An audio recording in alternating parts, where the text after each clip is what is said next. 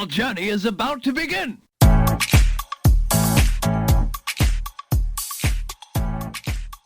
Hello à tous et bienvenue dans Happy Healthy Funky, le podcast pour oser la réinvention professionnelle et enfin kiffer sa vie pro. Je suis Nathalie, entrepreneur, coach en épanouissement et experte en marketing authentique. J'aide les femmes qui se sentent démotivées et en perte de sens dans leur job à créer l'écosystème professionnel qui leur ressemble et qui les épanouit. Que ce soit en changeant de poste, en bifurquant de voie, en lançant leur projet entrepreneurial ou un subtil mélange de tout cela. Dans l'épisode du jour, je vous emmène à la découverte d'une femme remarquable qui a décidé d'oser une réinvention professionnelle et d'impacter à sa manière en portant un projet de cœur. Je vous partage son expérience, ses émotions et ses rebondissements pour vous inviter à vous questionner, vous inspirer et vous montrer que c'est possible de suivre le chemin qui vous fait kiffer. Aujourd'hui, je suis ravie d'accueillir Hélène, la fondatrice de Femka. Après un parcours brillant dans le domaine du luxe, elle a décidé d'œuvrer pour démocratiser l'éducation financière et aider les femmes à investir. Elle nous raconte comment lui est venue l'idée de Golden Girls, rebrandée ensuite Femka pour coller aux aspirations de sa start-up. Elle nous explique comment elle s'est fait accompagner dans sa démarche dès le début pour aller plus vite et plus loin. On y parle de syndrome de la bonne élève, d'entreprendre en solo puis de s'associer en chemin, d'empowerment au féminin et de goal-based investing ou investir selon ses valeurs. Hélène nous partage son parcours, son cheminement, ses émotions et comment développer son projet avec détermination et engagement. On y parle aussi d'éducation financière et d'investissement au féminin avec des notions pépites qu'Hélène nous partage. Je vous laisse donc découvrir notre conversation. Hello Hélène, comment tu vas ? Hello Nathalie, écoute, très bien, et toi ? Très bien, je suis trop contente de t'accueillir ici parce que j'ai plein de questions à te poser, mais surtout, j'aime bien commencer en disant que tout commence par un rêve. Alors, quel est le tien, Hélène, de rêve ? Oula. Alors, je dirais que mon rêve, ce serait que toutes les femmes puissent parler d'argent librement, puissent accéder, parce qu'on en parlera un peu plus en détail, mais accéder à la finance, à l'investissement, et puis construire du coup une économie qui soit plus inclusive, qui inclut plus de personnes et notamment davantage les femmes. Waouh, c'est un beau rêve et en plus, c'est hyper aligné avec ce que tu fais aujourd'hui. Du coup, est-ce que tu peux nous dire qu'est-ce que tu fais aujourd'hui et qu'est-ce que tu faisais avant ? Avec plaisir. Alors donc aujourd'hui, je suis la CEO et fondatrice de Femka. Donc Femka, c'est la première plateforme de formation aux finances personnelles et à l'investissement qui s'adresse aux femmes. Donc notre mission, c'est de démocratiser l'investissement, le rendre accessible à davantage de femmes. Et je pense qu'on aura peut-être l'occasion de rentrer un petit peu plus dans le détail. Et avant cela, moi, j'ai travaillé pendant 5 ans en marketing, donc essentiellement dans la cosmétique. Donc voilà, j'étais essentiellement en charge de développer le business de différentes maisons sur des régions type Moyen-Orient, Afrique. Donc voilà, adapter les produits, adapter les plans d'activation, etc., etc. Donc quelque chose de très, très différent. Et entre le marketing et l'investissement financier au féminin, il n'y a qu'un pas. Est-ce que tu peux nous dire un petit peu qu'est-ce qui t'a fait passer du côté entrepreneurial et plus spécifiquement sur ce côté-là de l'investissement au féminin ? Ah oui, alors oui, il n'y a qu'un pas, c'est quand même un grand écart. Non, alors en fait, c'est vrai que quand on raconte l'histoire comme ça paraît parfois un peu étonnant. En réalité, à côté de mon métier en marketing, moi, j'ai été pendant plusieurs années engagée dans des associations. J'ai été engagée notamment dans beaucoup de réseaux qui s'adressaient aux femmes. J'ai cofondé une association sur des sujets d'empowerment féminin, donc j'étais beaucoup dans cet écosystème. Et cet engagement-là m'a permis de faire un constat. En fait, je me suis rendu compte que si on parlait généralement de beaucoup de sujets, et il y a eu notamment tout un mouvement plutôt autour de l'empowerment féminin, je me rendais compte que finalement, la conversation avait tendance à s'arrêter au niveau du sujet financier. Finalement, ce sujet-là, il n'était jamais abordé, ou alors vraiment très à la marge, on va dire, sur les questions d'inégalité salariale, mais pas de manière plus complète. Et en fait, ça m'a un peu titillée. Je me suis dit, c'est assez étonnant parce que de mon côté, j'étais absolument convaincue que finalement la question de l'investissement ou plus globalement la question des finances personnelles était un vrai levier déterminant de la question de l'empowerment. Et du coup, ce sont ces réflexions-là, un peu mêlées à finalement ce side project avec mon association, où je me suis rendu compte que c'était vraiment ça qui me plaisait, qui m'animait. Je pense qu'après, il y a eu aussi tout un contexte que beaucoup de personnes à l'approche de la trentaine expérimentent de la fameuse un peu crise de sens. Aujourd'hui, j'ai l'impression d'être beaucoup plus alignée et d'avoir trouvé, alors peut-être pas encore mon ikigai, mais pas très loin. Et justement, d'alignement, parlons-en, parce que tu dis que tu sentais que tu vibrais pour ce side projet en ayant cofondé ton association. Qu'est-ce qui t'a forcé ou qu'est-ce qui a fait que tu aies franchi le pas et que tu aies quitté quand même, il faut le dire, le job de rêve, la situation de rêve hyper cadrée, cadre supérieur en marketing dans une très belle boîte.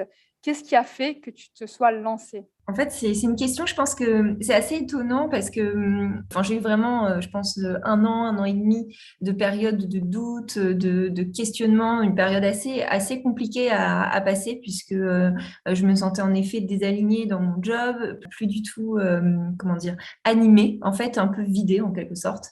Et paradoxalement, c'était la période du Covid où donc il y avait une espèce de regain de ce discours de quand on a un CDI, c'est merveilleux, on a une chance, il faut surtout pas le lâcher, etc. Donc, un discours presque un peu de culpabilisation où on se dit, bah non, en fait, je peux pas faire ça. Pour autant, moi, j'étais dans une situation enfin, de mal-être, hein, de désalignement et du coup, étant donné que, voilà, je considère que le nombre d'heures qu'on passe finalement au travail, enfin, personnellement, moi, je n'arrive pas à faire la part des choses et à me dire, ah, mais ça, c'est ma vie professionnelle, c'est pas grave, je me rattraperai dans ma vie personnelle. C'est quelque chose que j'ai jamais su faire. Et voilà, ceux qui arrivent ou celles ou ceux qui arrivent peut-être tant mieux. De mon côté, c'était pas le cas. Et donc du coup, voilà, j'étais dans cette situation-là. Et puis en fait, j'étais un peu dans une approche où je me suis dit à un moment, bah en fait, tu vas pas te plaindre tous les jours entre guillemets, parce qu'en fait, si tu veux que les choses changent, il va falloir agir. Et j'avais l'impression, je me suis dit, tu as déjà passé un peu un an dans cette posture un peu d'attentisme où tu étais dans une situation qui t'a pas convenu. Maintenant, il faut agir. Et à partir de ce moment-là, après, c'est tout un écosystème. Hein. C'est aussi des personnes qui m'ont beaucoup conseillé. C'est pas toute seule. Forcément, on se réveille un matin, etc. J'ai fait pas mal de programmes de mentorat aussi. Enfin, j'ai pas hésité à m'entourer et me faire accompagner. Et après, j'ai un peu l'impression d'être rentrée dans une phase un peu pilote automatique où finalement, du jour où j'ai pris cette décision, eh ben, j'ai plus jamais, en fait, j'ai juste réfléchi à la bonne stratégie pour pouvoir faire ce switch en quelque sorte et pouvoir partir dans des bonnes conditions. Et du coup, tu dis que tu as un petit peu fait ta réinvention professionnelle en faisant le constat que tu étais plus épanouie dans ton job. Et on dit qu'entreprendre, c'est un petit peu sauter dans le vide. Tu me dis que tu as été accompagnée, etc. Mais il n'empêche qu'on a des peurs quand on se lance comme ça. Est-ce que tu peux nous dire comment tu as géré ta prise de risque par rapport au fait que, oui, tu as suivi une stratégie, mais c'est quand même hyper flippant de se lancer comme ça. Qu'est-ce qui t'a fait le plus peur et comment tu as fait pour affronter cette peur? Je me rappelle très bien le premier jour, parce qu'en fait, je suis partie de mon entreprise, donc c'était vers le 20 décembre, quelque chose comme ça. Et après, du coup, j'ai pris 10 jours, en fait, qui correspondaient un peu aux vacances de Noël, on va dire. Et quand on est rentré de vacances, on est rentré en même temps que plusieurs amis, etc. Et je suis rentrée. Et le lendemain, c'était donc le 3 ou 2 ou 3 janvier, quelque chose comme ça. Et là, je me suis levée, je me suis dit, bon, donc là, je pars pas au travail. Qu'est-ce que je fais?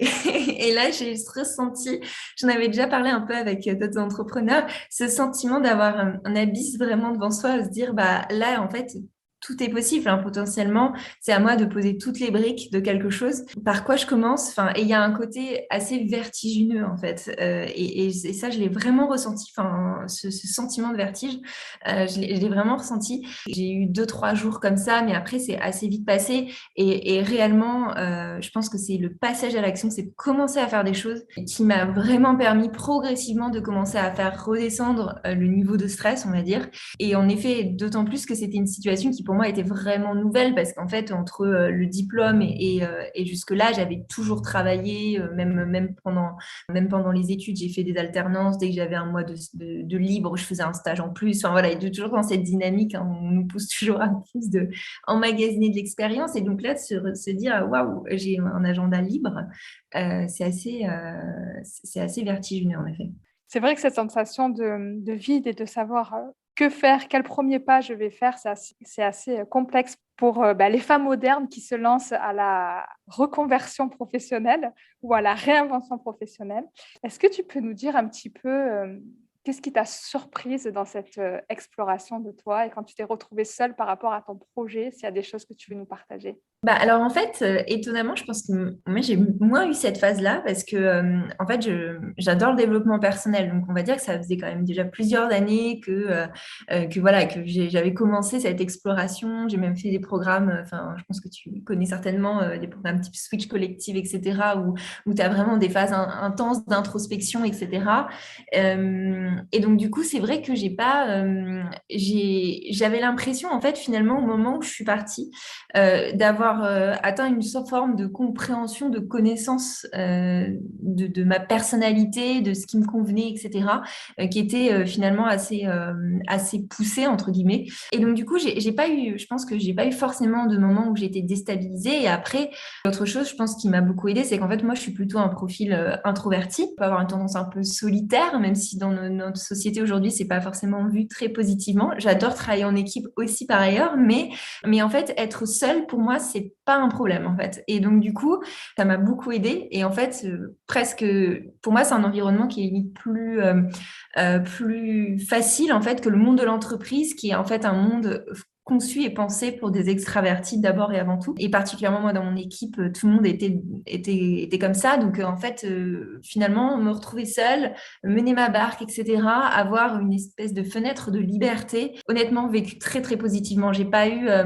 je pense que le blues, le côté je me sens un petit peu seule, je l'ai expérimenté au bout de 7 à 8 mois. C'est génial. Tu suis exactement le fil des questions que je voulais te poser. Mais donc, avant ça, quel a été ton premier pas? Donc, tu nous parles de ce début janvier. Tu arrives, tu es seule chez toi, une petite phase de vide. Tu dis que tu as été accompagnée. Est-ce que tu peux nous raconter un petit peu, voilà, le premier pas de Femka et d'abord comment ça s'appelait avant, la genèse un petit peu? Alors, le premier pas, en fait, je l'ai commencé pendant les vacances de Noël parce que du coup, je m'étais dit que j'étais en vacances, mais j'ai pas résisté à l'envie de quand même commencer.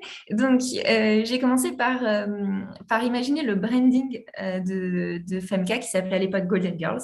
Alors, je pense qu'on a tous et toutes une manière d'aborder un projet qui est très différente. Moi, c'était peut-être mon côté très marketing. Enfin, j'adore le branding, j'adore penser l'esthétique d'un projet, etc. Et donc, du coup, je ne pouvais pas imaginer travailler sur un projet si pour moi, il n'avait pas une identité visuelle bien définie, un logo, etc. Même si ça peut paraître un peu accessoire, moi, il fallait que je lui donne vie comme ça. Donc ça, c'était la première étape qui a été assez instinctive, enfin qui m'a pris peut-être une journée, enfin qui était assez, ça a pas mal déroulé. Et puis après, en fait, j'ai pris une phase, je pense tout janvier à peu près de recherche, c'est-à-dire qu'en fait, je partais quand même dans un nouveau sujet. De la question des inégalités d'accès à l'investissement, mêler les questions de finance, de genre, d'économie. En France, il faut savoir qu'on se parle juste de 2021, mais déjà rien qu'à ce moment-là, il y avait très peu de littérature sur le sujet. Il y avait encore très très peu d'études. En un an, il s'est passé beaucoup de choses, on pourra peut-être en reparler, mais donc du coup, moi j'ai beaucoup creusé du côté de ce qui avait été fait en termes d'études aux États-Unis, au UK, etc. Et en fait, parce que je me suis rendu compte qu'en France, déjà, il y avait peu de papiers dessus, peu de personnes qui avaient cherché, peu d'études, etc. Et du coup, beaucoup de lieux communs et peu de choses fines, en fait, de clés de lecture et de compréhension un peu plus poussées. Donc, je me suis dit qu'il fallait que je comprenne le sujet profondément, en fait, parce que si je voulais construire une plateforme qui s'adresse aux femmes et qui réponde à leurs besoins, il fallait que, d'une part, dans une démarche, on va dire, entrepreneuriale, je comprenne leurs besoins, mais que je comprenne aussi d'un point de vue sociologique ce sujet-là, en fait. Je l'ai vraiment abordé d'un point de vue sociologique. Et en plus, c'est un sujet qui me passionne, hein, forcément, sinon je ne serais pas partie là-dedans. Et donc, j'ai vraiment pris un mois où j'ai vraiment lu tout ce qui existait sur le sujet de partout. J'ai fait une synthèse et ça m'a permis déjà d'avoir une vision beaucoup plus claire. Et au final, ça m'a presque pris plutôt 2 mois de faire ce travail-là. Quand j'ai eu l'impression de commencer à acquérir une vision un peu plus claire, et ben là, je suis rentrée dans une démarche tout de suite assez entrepreneuriale, au sens où j'ai commencé à faire des entretiens quali, j'ai commencé à parler à des femmes, j'ai parlé peut-être à une cinquantaine de femmes pour vraiment comprendre le problème du point de vue user, utilisatrice, on va dire, et de point de vue voilà, de toutes les femmes, qu'est-ce qui pouvait les bloquer pour investir, quelles étaient leurs attentes, etc.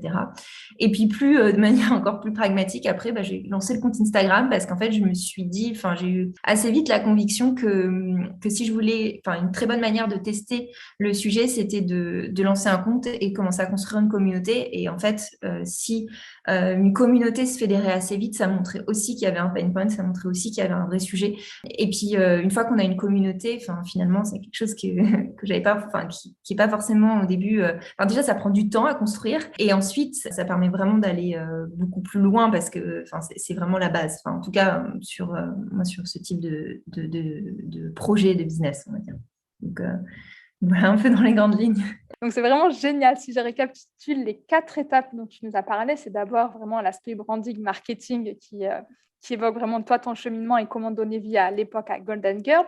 En deuxième, c'est le côté recherche parce que tu voulais vraiment t'axer sur la partie sociologique et comprendre les facts and figures, mais qui n'existaient pas forcément en France. La troisième partie, c'est des entretiens qualitatifs.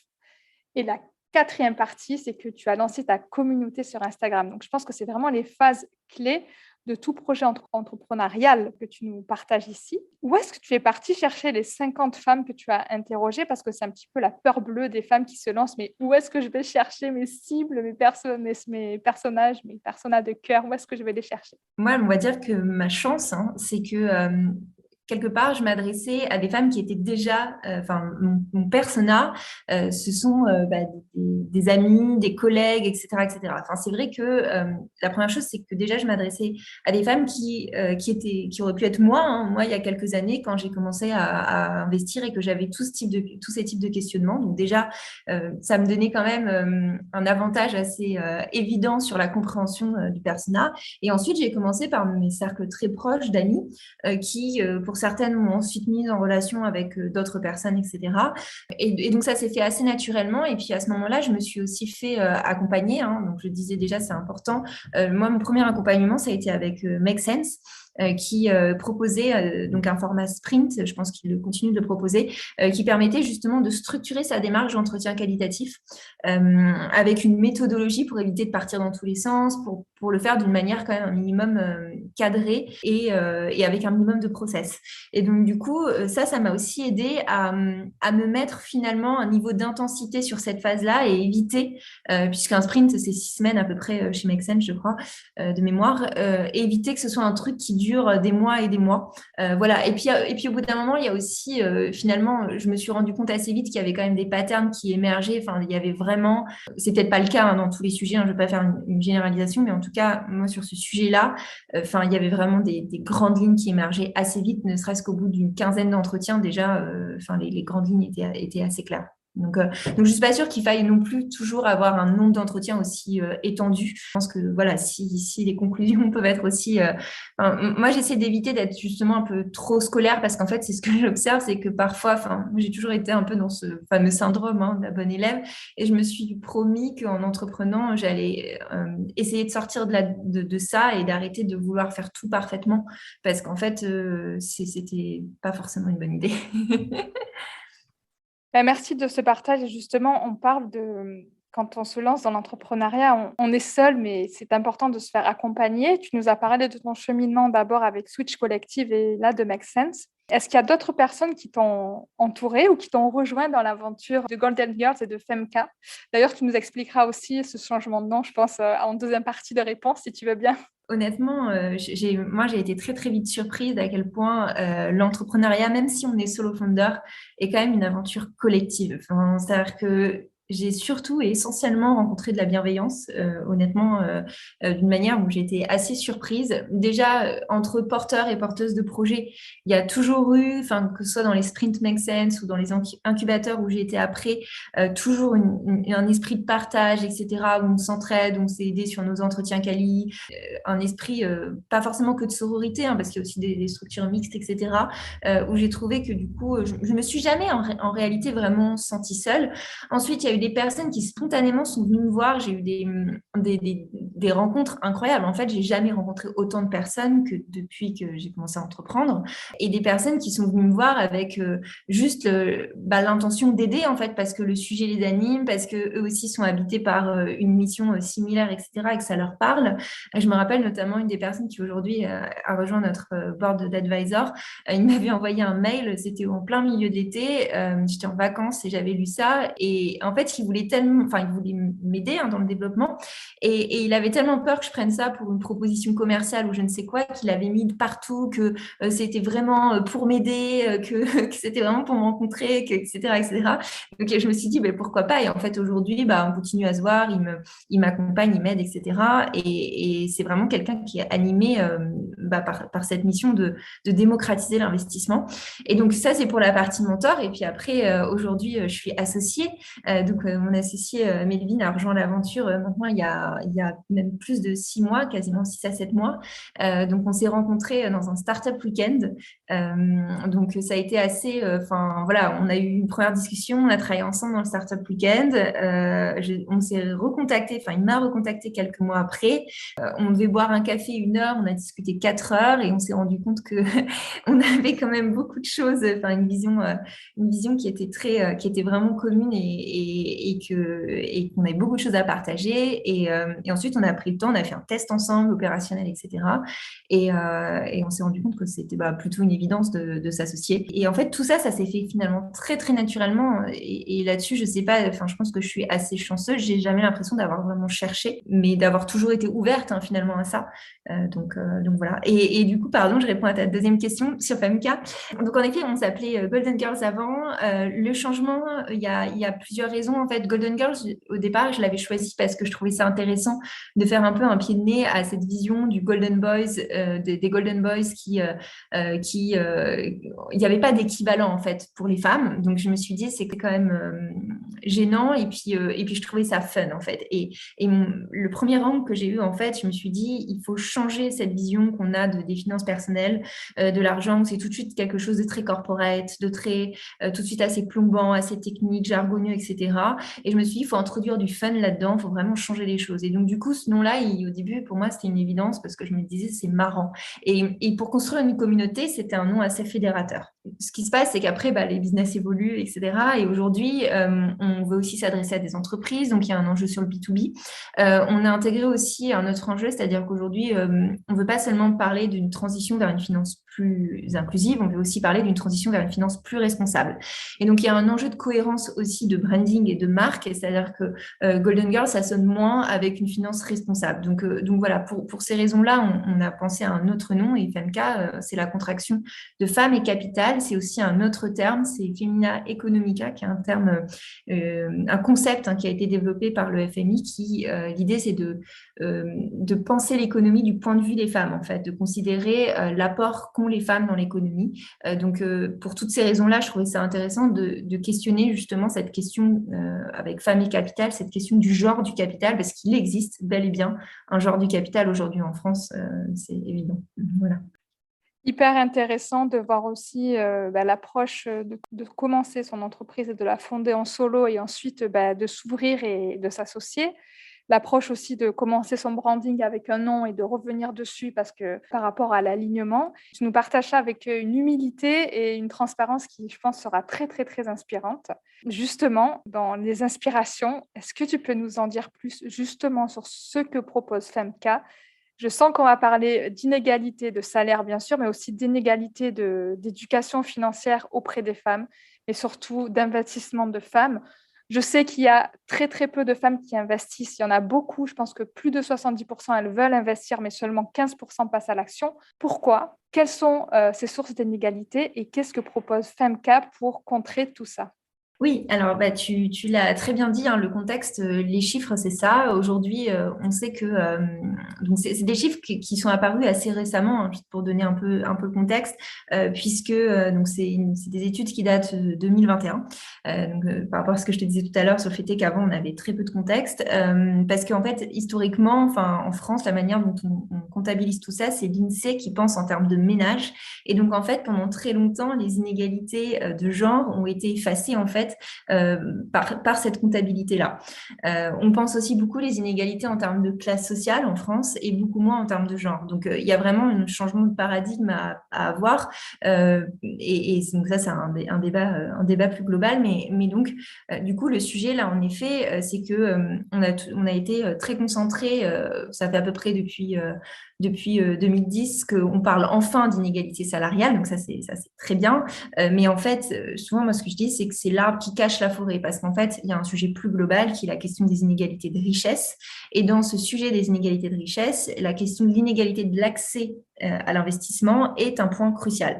C'est ce qu'on appelle donc le Gender Investing Gap, qui d'ailleurs n'a pas de traduction en français, ce qui montre bien à quel point ça reste un impensé dans notre société. Et donc, ce Gender Investing Gap, c'est ça. Aujourd'hui, c'est à peu près 15% des femmes qui investissent. Donc, ça, c'est le chiffre pour les marchés financiers. On a peu de vision quand on regarde au global, si on considère l'immobilier ou d'autres types d'investissements. Mais en tout cas, c'est déjà un premier indicateur. Les causes, elles sont plurielles, en fait. Et c'est ça qui rend ce phénomène, ce sujet assez complexe en tant que tel. C'est qu'il y a une première raison qui est assez simple, tu l'évoquais, c'est le fait qu'aujourd'hui, les femmes sont quand même globalement encore moins bien payées que les hommes, donc que ce soit majoritairement, là on a les chiffres surtout sur le salariat, mais donc ça crée tout simplement une différence de revenus et donc de capacité à investir, de capacité financière à investir, c'est le premier point. La deuxième chose, c'est que il y a un sujet de connaissance, d'éducation financière. Alors, ça reste important de nuancer parce qu'en fait, aujourd'hui, on peut pas, les femmes ont un peu moins de connaissances financières que les hommes en France, mais c'est pas ça qui explique en majorité le Gender Investing Gap. Le vrai sujet, il est sur la confiance et sur du coup la capacité à passer à l'action. C'est pour ça que moi j'aime bien parler souvent de soft skills de l'investissement et de hard skills de l'investissement. C'est-à-dire qu'il faut des connaissances techniques, mais il faut aussi se sentir légitime sur le sujet et avoir confiance en soi. Or, comme les femmes parlent très peu d'argent entre elles, comme les parents dans l'éducation parlent moins d'argent aux femmes, etc., etc., qu'il y a encore beaucoup de tabous autour de ça, et beaucoup de femmes ne se sentent pas légitimes à parler d'argent et à investir. Donc ça, c'est le troisième point, c'est la question de la confiance, qui est un point important. Et puis, si on regarde plus globalement, il y a un sujet sur l'éducation financière et l'industrie financière au sens large, qui aujourd'hui est très peu inclusif parce que on parle uniquement, l'éducation financière telle qu'elle est faite aujourd'hui, si elle est censée être neutre, mais en réalité, la manière dont on parle de finances, c'est essentiellement par le prisme des produits ou de la performance. Or, on sait que les produits et la performance, c'est quelque chose qui aujourd'hui, pour tout un tas de raisons, notamment d'éducation, de socialisation, sont des choses qui parlent beaucoup plus aux hommes qu'aux femmes. Donc, c'est aussi pour ça que chez FMK, et donc je vais rebondir du coup sur ce qu'on propose aujourd'hui, notre ambition, c'est vraiment de repenser l'éducation financière. On pense qu'il y a une autre manière de penser l'éducation financière, qui soit moins axée sur la seule performance et les produits, mais qui permette du coup d'inclure d'autres choses, notamment ce qu'on appelle le goal-based investing, investir en fonction de ses projets de vie et investir aussi en fonction de ses valeurs. Donc ça, c'est le premier point. Et nous, chez FMK, là où on apporte vraiment un nouveau regard et du coup une solution qui est différente, c'est vraiment de partir des besoins des femmes. Souvent, nous, on est women-centric, pour proposer et concevoir donc des parcours de formation qui partent de leurs besoins. C'est pas coller une solution, mais c'est plutôt partir d'elles pour proposer quelque chose. Et donc aujourd'hui, oui, nous, on a 3 verticales essentiellement, donc une partie plutôt de sensibilisation média avec une newsletter, une école où on propose des webinars notamment tous les mois, et puis des parcours de formation, et puis une communauté avec à venir un club qu'on va structurer. Et donc dans nos parcours de formation, voilà, il y a un parcours de formation d'introduction à l'investissement, un parcours pour les femmes qui ont envie d'acheter leur premier bien immobilier, et prochainement un parcours sur l'immobilier locatif. C'est génial, c'est vraiment génial parce que ça couvre un petit peu tous les pans manquants de l'éducation financière. Et ce que je me suis noté en fait un petit peu en punchline, c'est avec FNK, on ne parle plus de chiffon, mais on parle de pognon. En fait, c'est un peu ça parce que tu disais, il y a beaucoup de choses qui m'ont marqué dans ton approche, mais c'est surtout que d'un point de vue féminin, parler d'argent, c'est un petit peu tabou. Et en plus, parler d'argent en France entre femmes, c'est encore plus tabou. Donc toi, avec les 3 verticales que tu proposes, donc toute la partie éducation avec les newsletters qui sont hyper décomplexés et où tu approches le monde des finances et tout l'écosystème autour avec un vocabulaire hyper simple et hyper accessible, bah, c'est le premier pan de Femkai qui est top. Le côté école avec les ateliers webinaires que vous proposez, ça aussi, c'est top. Donc, je pense que vous vous entourez aussi d'experts en plus de votre expertise, la tienne et celle de ton associé.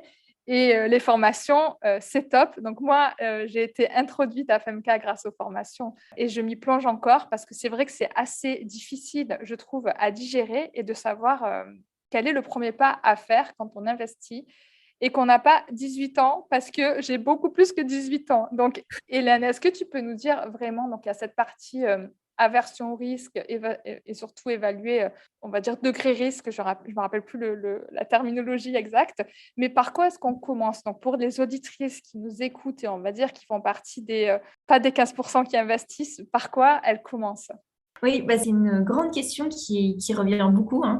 Moi, souvent, ce que j'aime bien dire, j'aime bien parler maintenant de quelque chose qui est devenu beaucoup plus connu, c'est le why de Simon Sinek, Start with the why. Et en fait, je trouve que ça s'applique assez bien en finances personnelles et à l'investissement en particulier, parce que je pense que l'écueil, c'est de se dire, OK, je vais investir parce qu'il le faut, etc. Donc déjà, c'est très bien d'en être consciente et d'avoir la volonté d'investir. Mais en fait, l'erreur qui peut arriver, c'est de foncer un peu tête baissée, entre guillemets, et aller sur un produit sans avoir réfléchi derrière à, OK, pourquoi ce produit-là, en fait, quel est le projet derrière, qu'est-ce que je veux en faire, quel est mon horizon de placement, etc., etc. Et en fait, si on rentre, c'est ce que je disais tout à l'heure, avec cette approche goal-based investing, si on rentre dans l'investissement par le projet, c'est tout de suite beaucoup plus évident parce qu'en fait, on va d'abord se poser la question du pourquoi. Pourquoi j'ai envie d'investir? Donc, quels sont les projets que j'ai envie de financer? Et d'autre part aussi, quelles sont les valeurs aussi? Et ça, je pense que c'est un point important aujourd'hui. Je pense que on peut difficilement, enfin, la finance a quand même un impact, hein, c'est évident. Donc, se poser aussi la question des valeurs et de qu'est-ce qu'on a envie de soutenir ou qu'est-ce qu'au contraire, où est-ce qu'on n'a pas envie de mettre notre argent, hein, parce que notre argent a un pouvoir économique derrière. C'est des questions cruciales qui, d'une part, permettront d'être alignées avec ce dans quoi on investit et d'autre part, d'avoir la stratégie qui finalement nous correspond le plus et va nous permettre vraiment de financer nos projets. Donc, on va penser d'abord un projet et ensuite, on va pouvoir réfléchir au produit qui va davantage correspondre à ce projet-là. Donc, ça, c'est vraiment, je trouve, la première réflexion à avoir. Alors, pour certaines personnes, c'est quelque chose de très évident parce qu'elles savent tout de suite, moi, j'ai ça comme projet. Pour d'autres personnes, ça l'est moins. Donc, je pense que prendre ce temps de réflexion, c'est important. Et puis après, bien sûr, sans, entre guillemets, prêcher pour ma paroisse, je pense que c'est important de se former. C'est important de se former parce que c'est un investissement en soi de se former. On se parle tout de suite, alors voilà, sur les marchés financiers, pas forcément, mais par exemple dans l'immobilier, on se parle tout de suite de montants qui sont conséquents. Donc, prendre le temps de se former, de bien appréhender, d'avoir les bons outils et surtout de développer, ce que je dis souvent, hein, c'est pas de devenir une experte, mais c'est de développer un esprit critique sur le sujet. C'est fondamental, en fait, parce que ça permettra de se sentir en confiance dans tout son projet, pendant tout son projet d'investissement, que ce soit l'achat d'un bien immobilier comme commencer à investir sur les marchés financiers. J'ai envie de tordre le cou à l'idée reçue de pour investir, il faut être un homme blanc riche. Qu'est-ce que tu en penses? Oui, tu as raison d'en parler parce que nous, on commence justement nos formations avec toute la partie un peu déconstruction de tous les mythes, de toutes les pensées limitantes, de toutes les croyances limitantes, etc. Donc, je pense qu'il y a deux choses. Il y a en effet à son niveau, pouvoir challenger ça. Donc, c'est presque, on aime bien parler du développement personnel financier, hein. Parce que avant de pouvoir investir, je le disais tout à l'heure, il faut se sentir légitime pour le faire. Après, il y a un autre sujet, c'est-à-dire qu'on ne peut pas demander, je pense, aux femmes de finalement faire tout le travail sur ça. C'est-à-dire que c'est le problème des rôles modèles. Si on n'a pas de rôle modèle de femmes investisseuses, de femmes noires, de femmes racisées, de femmes d'autres origines, de femmes qui vont être issues de différentes minorités, etc., etc., de femmes pas forcément riches ou désignées comme telles, eh bien, bah, du coup, forcément, on va avoir plus de mal à s'imaginer soi comme une investisseuse. Et d'ailleurs, moi, j'avais fait un test qui était assez éloquent avec des amis, c'est-à-dire que je leur avais demandé, un petit groupe, est-ce que vous pouvez me citer un investisseur connu? Ils avaient tous au moins un nom, voire deux. Une investisseuse, personne ne pouvait me citer un nom. Donc, je pense qu'il y a aussi un enjeu à visibiliser les femmes qui investissent, mais pas que, en effet, non plus des femmes blanches de CSP+, etc., etc. Enfin, pour aussi donner une vision un peu plus plurielle. Et ça, c'est une question d'ailleurs que je trouve très intéressante et qu'on ne traite pas du tout si on doit élargir le débat. C'est la question de l'intersectionnalité dans les finances personnelles, parce que quand on parle par exemple des inégalités salariales entre les femmes et les hommes, si on regarde entre une femme, par exemple une femme noire et un homme blanc, il y a encore plus le gap, l'écart est encore plus grand.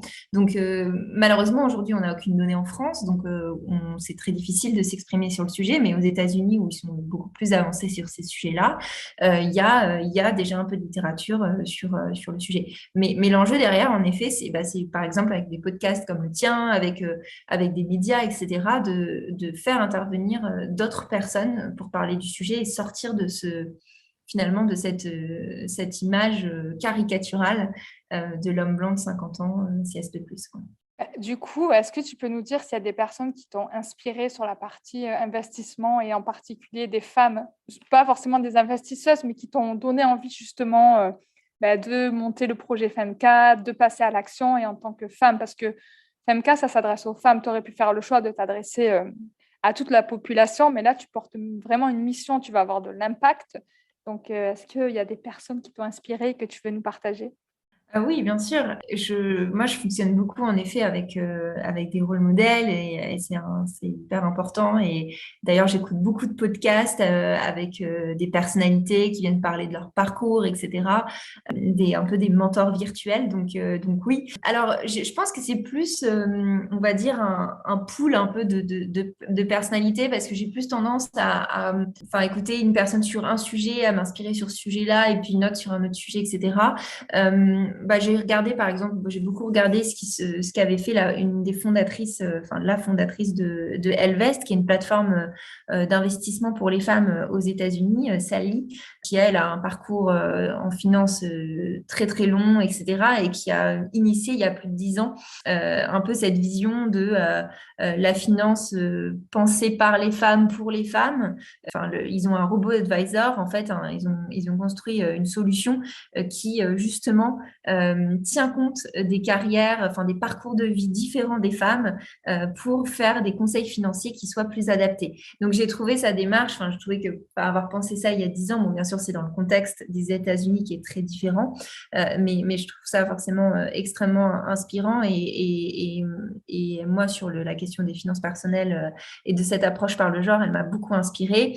Ensuite, beaucoup suivi la fondatrice d'Elvie, qui est une des femtech qui a vraiment explosé au UK, qui est pareil, a été extrêmement visionnaire sur ces sujets-là. Et puis après, en France, peut-être du coup plus proche, voilà, moi j'aime beaucoup, assez classiquement, j'ai beaucoup écouté Pauline Léniaud, mais que je trouve toujours, toujours très intéressante. D'ailleurs, j'ai fait une de ses leçons, donc elle m'a pas mal aidée, pas mal éclairée. Et puis non, après, dans des univers assez différents, en fait, moi j'aime bien par exemple, qui est aussi très connue, hein, Mathilde Lacombe, qui a fondé M, parce que je trouve elle est très intéressante, notamment sur le marketing, où elle a vraiment un génie marketing. Et aujourd'hui, qu'on le veuille ou non, le marketing, ça reste assez fondamental, pas forcément dans un sens de publicité, etc., mais plus dans un sens de compréhension de son consommateur et consommatrice. Et aussi, elle a une approche autour des questions d'intelligence esthétique que je trouve très intéressante et moi qui m'a beaucoup inspirée sur comment concevoir ma plateforme, etc. Hyper intéressant les personnes que tu nous as partagées. Et je voudrais revenir aussi sur un sujet parce que tu parlais de mentors virtuels avant de citer ces personnes. Et au début de notre échange, tu parlais du fait que tu avais fait effectivement un switch collectif, que tu avais fait un petit peu de mentorat. Du coup, c'est avant de passer à l'action, avant de fonder FemK, c'est bien ça. Qu'est-ce qui t'a poussé du coup à rentrer dans cette dynamique de développement personnel? Comment tu te sentais avant de faire ces programmes, on va dire, et en sortant de ces programmes? Oui, alors en fait, j'ai fait mon premier programme de mentorat. C'est un réseau de femmes qui s'appelle PWN, Professional Women Network. Bah, j'ai commencé en fait justement dans la phase où je me posais beaucoup de questions. Enfin voilà, qui était vraiment une phase pas très agréable parce que tous les jours, je me disais bah, qu'est-ce que j'ai envie de faire, qu'est-ce qui en fait, pourquoi est-ce que je suis faite, qu'est-ce qui me plairait, etc., etc. Enfin, j'étais vraiment dans un dialogue intérieur qui était enfin qui tournait en rond fondamentalement. Et j'ai senti que j'avais besoin d'une approche différente, de quelqu'un qui est externe et qui est complètement neutre. D'autant plus que, voilà, moi, dans ma famille, dans mes cercles, j'ai pas des personnes qui ont été beaucoup dans le privé. Enfin, mon père est plutôt fonctionnaire. Enfin, voilà, donc ma mère, c'est pareil dans d'autres cercles. Du coup, j'avais pas forcément de conseils à ce niveau-là. Et donc, j'ai senti que j'avais besoin d'une personne extérieure. Et moi, ça, franchement, ça m'a vraiment beaucoup aidé. Je trouve que les programmes de mentorat, bon, ça s'est beaucoup plus développé dans les derniers temps. Mais ça, c'est quand même des choses clés. Après, il y a un risque avec le mentorat. Ce que j'ai observé aussi, c'est que les femmes ont beaucoup tendance à faire des programmes de mentorat. Et c'est très bien. Mais en fait, par exemple, dans beaucoup d'entreprises, il suffit pas d'avoir un mentor pour évoluer, etc. Il faut aussi avoir des sponsors, donc des personnes qui vont nous pousser concrètement. Le mentor, c'est plus quelqu'un qui va nous aider à réfléchir, à prendre de la perspective. Mais c'est pas lui qui va rendre les choses concrètes et qui va mettre en place le plan d'action. Et donc, c'est important d'avoir vraiment de ces deux types de personnes, je pense. D'une part, des mentors qui vont nous inspirer, nous aider à prendre du recul, et d'autre part, des sponsors qui vont, eux, faire en sorte de nous créer des opportunités dans une carrière. Donc, ça, c'est un peu une petite parenthèse, mais en tout cas, oui, le développement personnel, moi, ça m'a beaucoup apporté. Après, là encore, il faut aussi éviter de tomber trop dans un, enfin, je trouve, hein, c'est qu'il y a un point de vue personnel, mais parfois dans un niveau d'analyse, enfin, parfois trop introspectif. Il y a aussi des critiques hein, sur le développement personnel, parfois un peu finalement trop auto-centré. Donc, je trouve qu'il faut aussi trouver un curseur entre apprendre à mieux se connaître, mais en même temps ne pas être concentré sur sa propre personne. Enfin, voilà. Mais ça reste, je trouve, des démarches passionnantes. Et je trouve qu'on s'en rend assez vite compte quand on parle avec des personnes, la différence entre quelqu'un qui a entrepris ce cheminement vers une meilleure compréhension de soi versus quelqu'un qui ne se connaît pas, en fait. Et notamment quand on recrute, je trouve qu'on voit beaucoup la différence. Donc, je trouve ça intéressant. Et du coup, tu nous expliquais aussi que tu es passé par un incubateur. Est-ce que tu peux nous en dire un petit peu plus sur la raison qui t'a fait intégrer ce type d'incubateur? Est-ce que tu en as retiré? Oui, en fait, un peu toujours dans la même logique où je me suis dit que c'était important d'être accompagnée, hein. Il y a des stats qui sont assez impressionnantes là-dessus sur le pourcentage de succès d'entreprises qui sont, enfin de startups qui sont accompagnées versus ceux qui ne le sont pas. Au-delà, je pense, du marketing des incubateurs, parce qu'il y a tout un business hein, quand même assez important qui se développe autour de ça. Il y a quand même des choses très vraies là-dedans. Et donc, du coup, moi, c'était cette volonté de me dire, en fait, entreprendre, c'était un nouveau métier. En fait, je ne savais pas en fait ce qu'il fallait que je fasse concrètement. Voilà, on a beau lire des choses, on a beau essayer de comprendre, etc. On n'a clairement pas la science infuse. Et donc, comme tout métier, il faut l'apprendre. Donc l'incubateur, c'est déjà une possibilité de trouver une structure, déjà de nous aider à structurer notre projet. Et aussi, si on pense un peu plus long terme, c'est aussi quelque part une caution hein, sur nos projets, puisque c'est quand même souvent sélectif, etc., etc. Donc ça apporte, je trouve, à ces deux niveaux-là. Et donc, moi, j'ai rejoint l'incubateur des premières dans un premier temps en septembre. Donc, c'est un incubateur qui s'adresse en priorité aux femmes, mais qui permet aussi d'incuber des équipes mixtes. Et en fait, moi, c'est parce que j'avais reçu un prix, un Startup Weekend, et donc, du coup, j'ai eu cette incubation. À la suite, donc, du coup, je l'ai enfin, je l'ai pas forcément choisi, mais c'était assez adapté. C'était sur une phase d'idéation, hein. Aujourd'hui, on a rejoint l'incubateur de la Ruche il y a un mois à peu près maintenant, qui est un incubateur du coup, enfin plutôt un accélérateur dans ce cas-là, qui s'adresse aux projets à impact essentiellement dans la verticale Tech for Good. Donc voilà, et donc c'est un programme de 9 mois. Donc là aussi, hein, l'idée c'est structurer le projet. Et puis il y a quand même une autre chose importante, c'est que c'est des promos. Donc voilà, c'est les belles rencontres de l'entrepreneuriat aussi, l'incubation. Génial, c'est le côté hyper positif et tu nous montres aussi que tu n'es pas passé forcément par la solitude entrepreneuriale qui, en fait, touche beaucoup de femmes qui se lancent. Ce qui touche aussi beaucoup de femmes qui se lancent dans l'aventure entrepreneuriale, ce sont les montagnes russes émotionnelles. Donc, c'est un petit peu de passer par des sentiments et des émotions sur lesquels on n'était pas habitué quand on était salarié en entreprise dans un cadre très, très fixe. Est-ce que tu peux nous partager un petit peu une émotion pour toi qui a été étonnante ou difficile à accueillir dans ton parcours?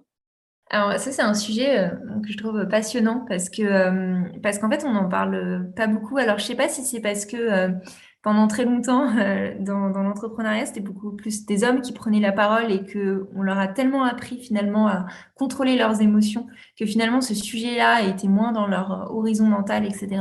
Mais moi, personnellement, je suis hyper sensible, donc autant dire que c'est un gros sujet. Et l'entrepreneuriat en étant hypersensible, c'est une aventure en tant que telle. Parce que du coup, cette question, moi je la trouve, enfin, j'aurais, je pense, mille choses à dire, mais je vais essayer d'être synthétique. Mais c'est vrai qu'il y a un niveau d'intensité en termes d'émotion en entreprenant que je n'avais absolument jamais ressenti avant en tant que salarié. Pourtant, je rentre dans la catégorie des personnes très stressées, stressées pour tout, capables vraiment, enfin, qui ont toujours mille émotions enfin, tout le monde a mille émotions, mais en tout cas que je ressens certainement de manière très très forte. Et là, les montagnes russes, au début, je me disais, bon, c'est peut-être encore un truc qu'on nous raconte, etc. Mais non, c'est vraiment, parfois, à la fin de la journée, c'est vraiment ces montagnes russes qui créent vraiment la fatigue. Et ce que je trouve, maintenant, j'essaie de le voir un peu positivement parce qu'en fait, je me dis, enfin, c'est vraiment une suite de bonnes et de mauvaises nouvelles. Parfois, on est un peu tout en bas, mais souvent, je me dis, après, il y a souvent une bonne nouvelle qui arrive. Donc, une fois une mauvaise émotion comme ça, à mon souvenir, je vais avoir, je pense, du mal à t'en citer une en particulier. Mais c'est vrai que, enfin, dans une même semaine, c'est vraiment parfois des très très grands hauts, parfois des très très grands bas. Donc ça, c'est un peu dur à gérer. Mais après, voilà, je trouve que le jeu en vaut la chandelle. Et justement, est-ce que tu as des astuces ou des conseils bienveillants à partager par rapport à cet accueil des émotions et comment tu fais toi de ton côté? Quand je suis par exemple très stressée ou qu'il y a quelque chose de très difficile, etc., à chaque fois, je me dis que, bon, pour le stress, par exemple, je me dis que si je stresse, c'est parce que je vais rentrer enfin, je vais vivre une nouvelle expérience, c'est quelque chose que je n'ai jamais fait. Et donc, je suis en train d'apprendre. Donc, j'essaie de me voir ce côté très positif. Ensuite, sur des émotions négatives, à chaque fois, en fait, moi, j'ai une liste des victoires. Ça, je sais que beaucoup entrepreneuses le font. J'ai les victoires passées, les victoires a priori à venir, enfin, en tout cas les projets sur lesquels on est en train de travailler et qui devraient être des futures victoires. Et donc il y a ça m'aide pas mal. Donc parfois c'est un doc Excel qui est sur mon bureau, donc ça j'y vais assez de temps en temps. Et j'ai autre chose qui est alors là hyper puissant, c'est-à-dire que j'ai fait un grand sondage il y a au tout début du projet. Donc aujourd'hui j'ai à peu près 250, peut-être 300 réponses de femmes.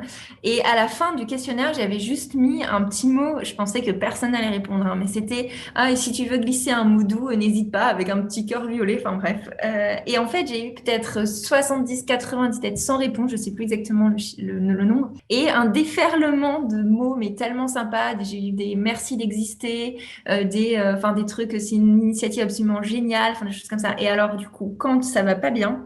Je retourne sur le questionnaire, il me suffit de lire ça et alors là, je recomprends, enfin, ça me permet de revenir à l'essentiel de pourquoi je fais ça, à quel point c'est utile à beaucoup de femmes en soi, et puis toutes ces ondes enfin vraiment, il y a des messages extrêmement bienveillants, extrêmement gentils. Je me dis, c'est incroyable d'écrire ça alors que ils me connaissent, ils ou elles ne me connaissent pas, enfin, elles plutôt, ne me connaissent pas forcément. Et du coup, je recommande. Je n'avais pas fait ça pour ça, mais je recommande cette technique. C'est vraiment, ça aide vraiment beaucoup.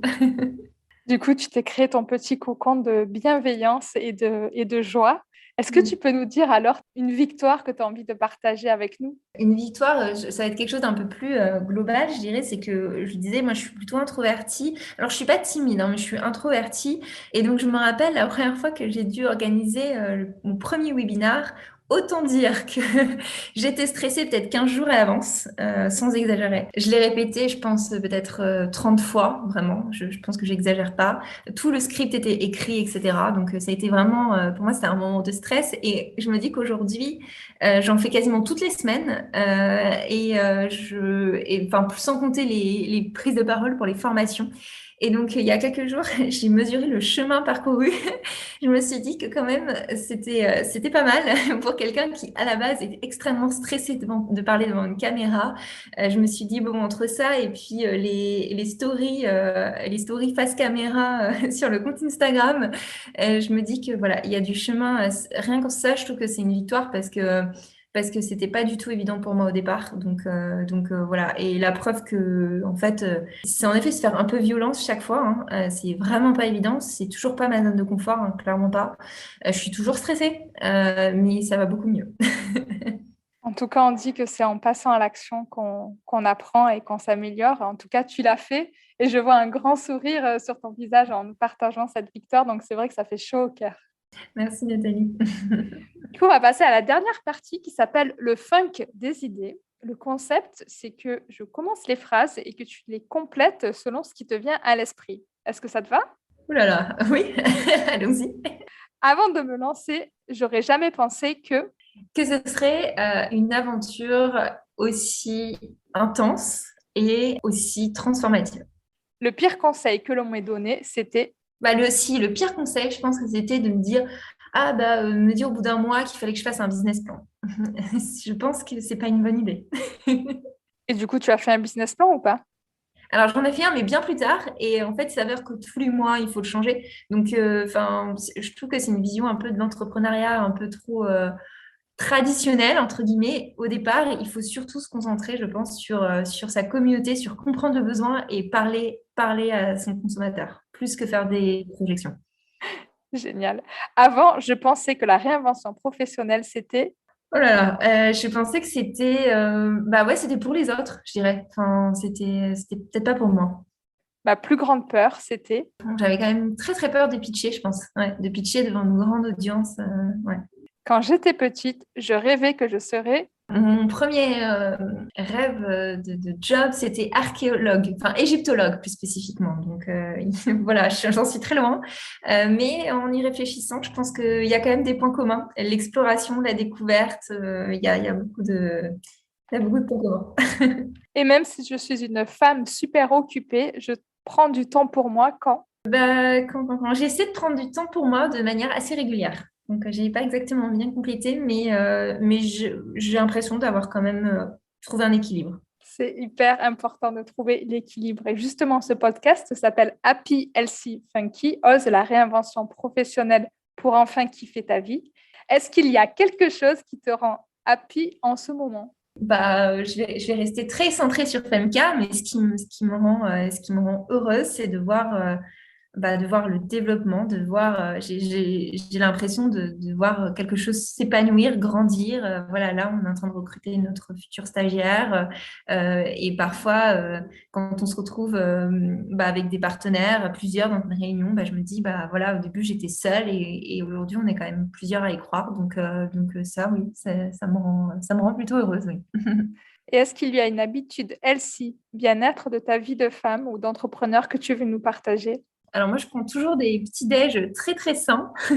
Donc ça, enfin moi, c'est un rituel. Je peux pas manger, je peux pas ne pas prendre de petit déj. Je peux pas manger des gâteaux trop sucrés. Donc je fais mon acai bowl tous les matins.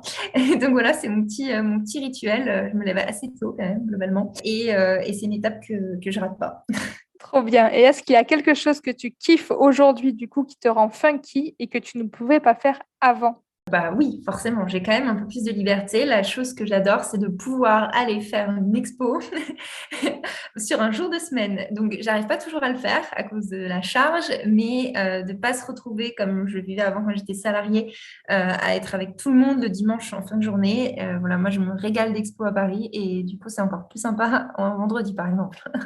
Génial. Et est-ce que tu as un message à faire passer pour finir? Sur l'investissement, hein, mon grand sujet, je pense qu'on a déjà parlé un petit peu pendant le podcast, mais moi, le message que je veux faire passer, c'est que je pense que toutes les femmes peuvent s'intéresser à ce sujet, toutes les femmes peuvent se sentir légitimes, hein, et c'est vraiment important, sans créer une nouvelle injonction, mais vraiment important de prendre soin de ses finances personnelles. C'est une manière de prendre soin de soi. Donc voilà, et donc le message, c'est de dire oui, vous êtes légitime pour vous intéresser à ce sujet, vous êtes légitime pour investir et vous sécuriser financièrement et réaliser vos projets de vie. Et justement, quel beau message. Où est-ce que les auditrices peuvent te retrouver? Alors, sur LinkedIn, notamment, moi, je poste pas mal sur le sujet notamment du féminisme financier. Donc, pour celles que ça intéresse, vous pouvez me suivre.